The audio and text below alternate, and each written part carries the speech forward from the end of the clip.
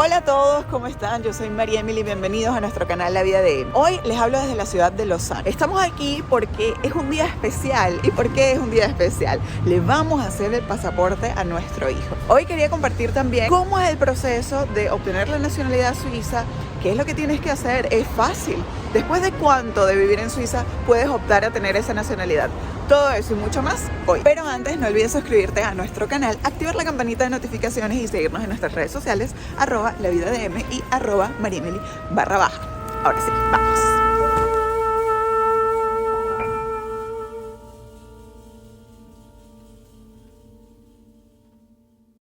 Pero bueno, comencemos por lo primero.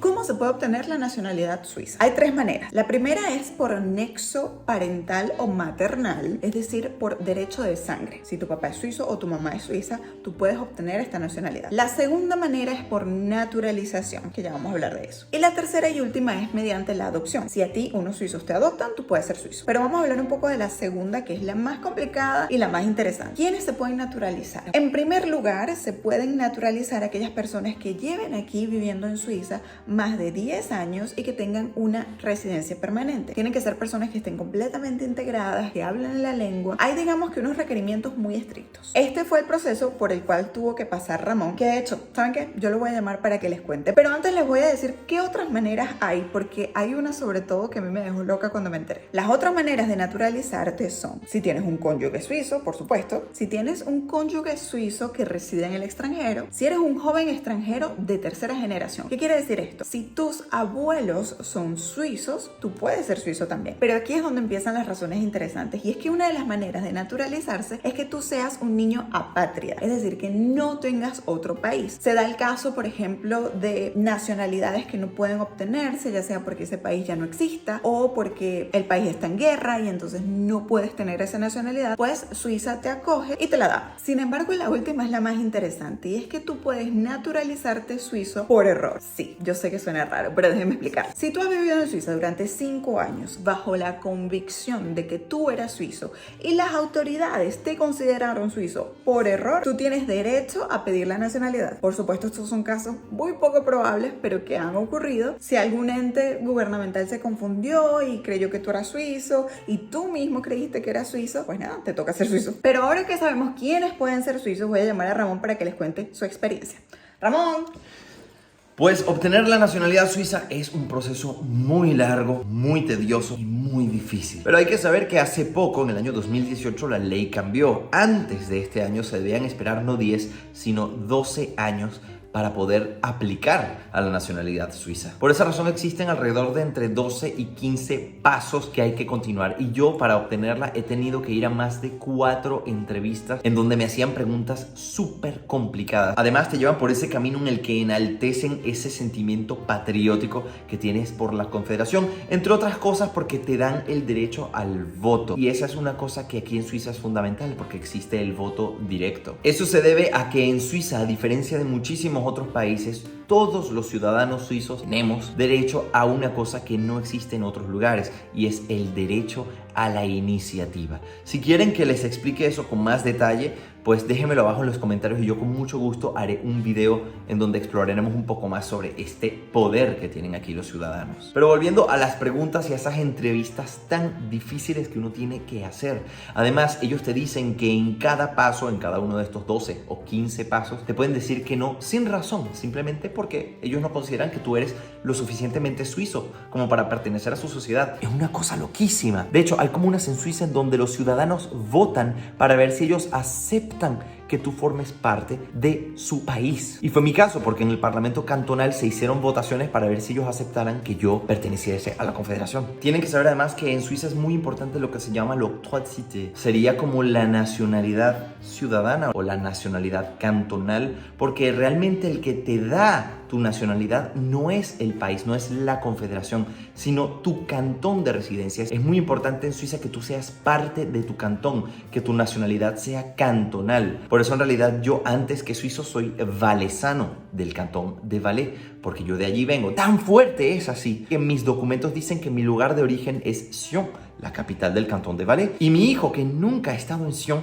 también es originario de Sion y él nunca ha pisado la ciudad. Y mis nietos también serán originarios de allí y mis bisnietos y así sucesivamente. Se hereda eso que llaman el autorité o la nacionalidad cantonal. Eso es muy importante aquí en Suiza. Por eso tienen que saber que cada cantón tiene sus normas, tiene sus reglas, tiene sus leyes, tiene su parlamento, tiene su constitución y tú tienes que adherirte a ellas. En mi caso, mi cantón es un cantón en donde es particularmente difícil obtener el pasaporte suizo porque no existen leyes que regulen el tiempo. Por eso me ha tomado más de 4 años. En el cantón de Ginebra, por ejemplo, existe una ley que dice que el proceso no puede tardar más de 18 meses. Entonces, amigos míos que aplicaron después que yo obtuvieron su pasaporte antes, porque tienen esa ley que los protege, ellos son ginebrinos, a diferencia de mí que yo soy valesano. La primera entrevista es una entrevista del idioma. Tú tienes que hablar uno de los 4 idiomas nacionales que son o bien el francés, el suizo-alemán, el italiano o el romanche. En mi caso, como yo realicé todos mis estudios universitarios aquí, ese título pues ya me valida el idioma. Pero de todas maneras yo tuve que hacer el examen oral de idioma. Todo fue con un señor que era bastante simpático, la verdad. Me preguntaba cosas muy personales, ¿no? Cómo me llamaba, a qué me dedicaba, todas esas cosas. Me hablaba un poco de todo el proceso. Me decía que al 90% de la gente que estaba haciendo su nacionalidad se la negaban por cuestiones que tenían que ver con la integración al país. Y además una cosa que me puso a mí personalmente bastante nervioso es que la mayoría de los que lo estaban haciendo allí eran franceses y hablaban francés impecable. Entonces imagínense que estaban todos esos franceses ahí hablando perfecto y después venía yo y yo tenía que demostrar que mi nivel era tan bueno como el de ellos. O sea, se podrán ustedes imaginar la presión. Después de eso pasó como un año en cuyo periodo te mandan facturas de que tus documentos pasaron el filtro tal y llegaron al siguiente y tenías que pagar de a 500, de a 800, de a 1000. Es muy caro el proceso, eso también hay que saberlo. Y así pasó el tiempo hasta que me convocaron a otra entrevista. Era el mismo señor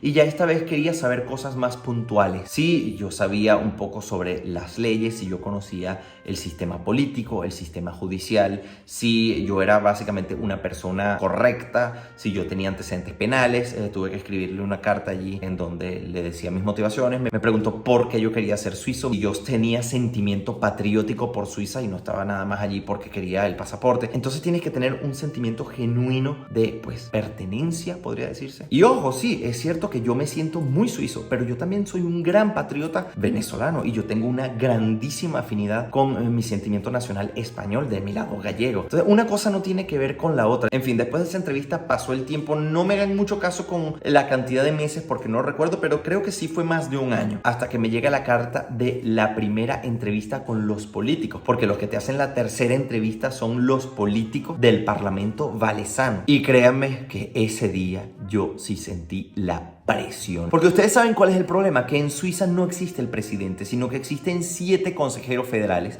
y un montón de parlamentarios y un presidente de la comuna de donde tú resides. Y, o sea, hay que memorizarse el nombre de por lo menos 20 personas o 30 y son nombres muchas veces complicados. Alain Berset, Guy Parmelin, Simonetta Sommaruga, Uri Maurer, que era el presidente en aquel momento. Bueno, no el presidente, era el consejero federal elegido.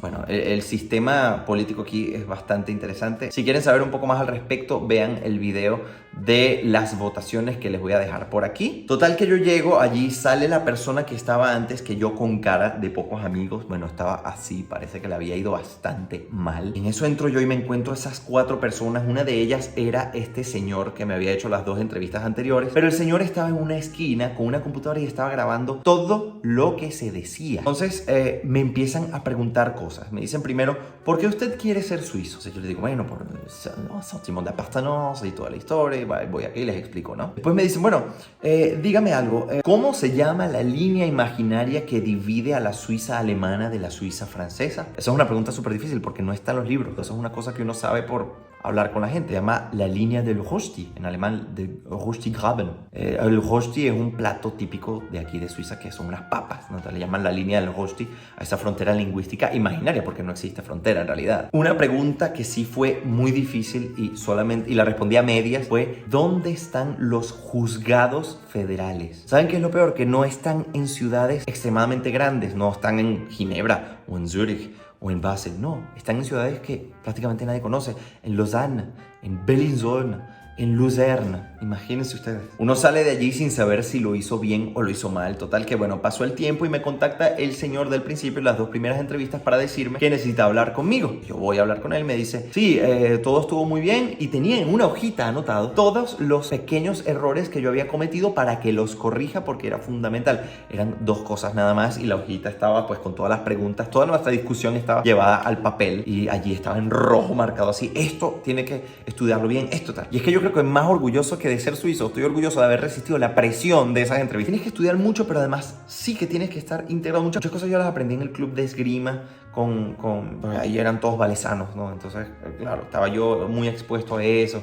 Y al haber vivido aquí desde que soy adolescente también, ¿no? Son cosas que tú vas aprendiendo. ¿Cuál es la flor nacional, por ejemplo? La Edelweiss. Si vieron mi video de la escalada extrema, bueno, del ascenso extremo, ya vieron que yo traje una Edelweiss. Esta es la flor nacional, es como algodón. Ahora, muy importante saber que arrancar estas flores es ilegal, son flores protegidas. Esta es una flor que ya estaba rota, estaba cortada, yo la vi y me la traje. Esta es la Edelweiss. Pero ¿qué pasa? Que esta crece a muchísima altura, esto crece a más de 2500 metros. Entonces, para los soldados que hacen su entrenamiento, los alemanes también lo hacían, esto era como una medalla, porque quería decir que ellos hicieron su entrenamiento allá arriba en la montaña y se la ponían en el uniforme como si fuese un premio, una medalla, ¿no?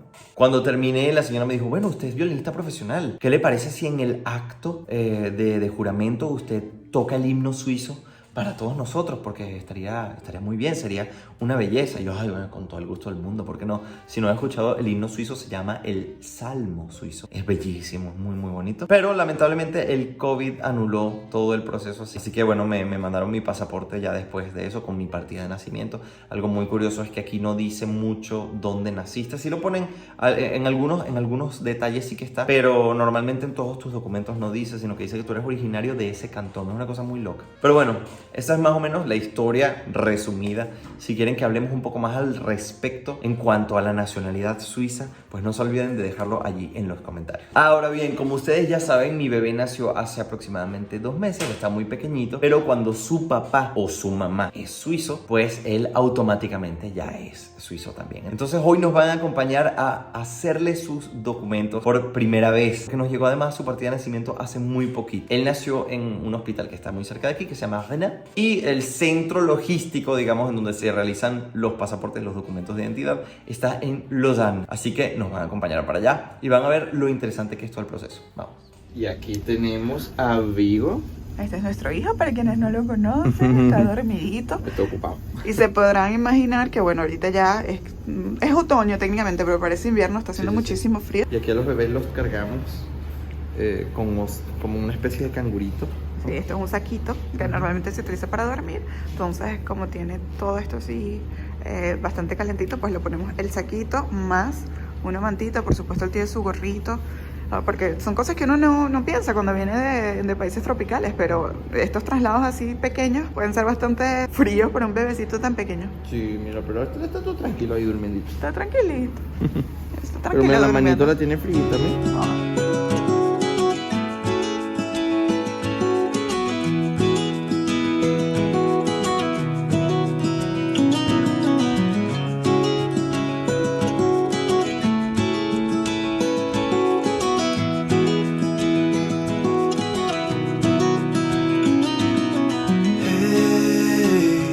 Heard you want to leave this place where we grew up.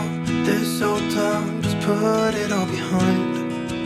Remember you and I would always find somewhere to hide when we were. Claro, todo tiene sentido. Él está aquí y después tiene la cámara aquí arriba.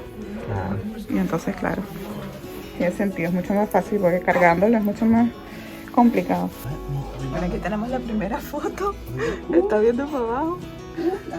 Salud, salud, salud. Ay, mi amor. Y él está. Oui. Attends, encore, monsieur va nous dire. Ah, passe par là. Yes. Aquí, mi amor, mira aquí arriba. Regarde. Mira, Vigo. Vigo. Ok, là. Ici. Ok. Vigo. Chu, chu, chu. Clic, clic, clic. Abrió la boca ahí. Oh, non, non. Je pense que ça sera plus que la première. Esta fue la... Ya terminamos, ya nos podemos poner otra vez el babero, el gorrito. Ay, y ahora vamos a salir. You would stay, but I've always known that you would go and find your own way. I still see when we climbed up in those trees, 12 years old. Y 2 días después, aquí tenemos los documentos. La verdad es que es muy gracioso pensar que Vigo pues va a tener estos documentos durante 5 años y con esta foto de súper bebecito. Ahora bien, esto de que Suiza sea la mejor nacionalidad del mundo, por supuesto, es muy relativo, ¿no?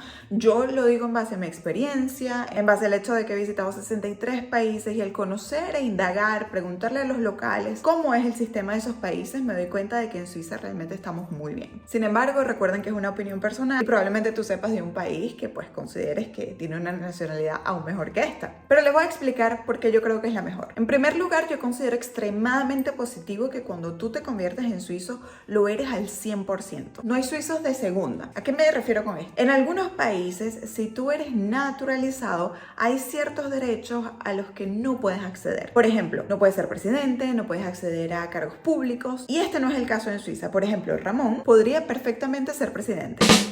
En segundo lugar, tu lugar de nacimiento no figura en el pasaporte. Solo sales tu sitio de origen, que fue el sitio en donde tú hiciste la naturalización. Entonces realmente hay un gran arraigo a Suiza más que al territorio que te vio nacer. Para ellos lo importante es que eres suizo. En tercer lugar, les digo que una vez que naces aquí, el sistema está pero tan bien pensado, no se imaginan. Todos los gastos de una mujer embarazada están cubiertos. No tienes que pagar absolutamente nada. Quizás una nimiedad de algún examen que, bueno, eso es opcional, entonces, bueno, tú lo tienes que pagar, pero es casi nada. Antes de que el bebé nazca, tienes la opción de visitar a un asistente social que es completamente gratis y te explica todos los pasos a seguir a nivel administrativo para presentar al bebé, cómo tú tienes que hacer con tu trabajo, todo lo que se refiere al permiso de maternidad, y también te informa sobre lo que he llamado yo el regalo del Estado o el regalo de bienvenida del Estado, que es básicamente una cantidad de dinero que dependiendo del cantón varía, pero en nuestro caso es de $2.000, 2.000 francos suizos.